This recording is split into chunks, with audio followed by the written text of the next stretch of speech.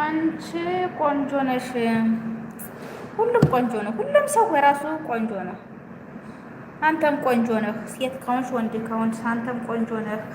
ማንኛውም ፈጣሪ ሲሰራም ቆንጆ ማንኛውም ሰው ቆንጆ አድርገን ይሰራው። ግን እኛ እያበላሸነው ነው እንጂ ለምን አትለኝም? ፈጣሪ የሰጠንን ጸጋ ትተን ሌላ ጸጋ እየተመኘን ሌላ ውበት እየተመኘን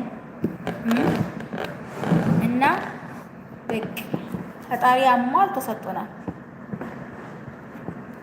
አፍንጫችን እንድናሸትበት አስተካክሎ ሰጥቶናል።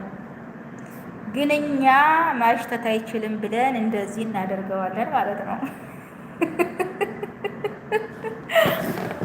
አይናችን አስተካክሎ ሰጥቶናል። ከዚያ እሱ እየሰጠን አይበቃንም እንልና እዚህ ላይ የሆነ ፀጉር እንወትፍበታለን።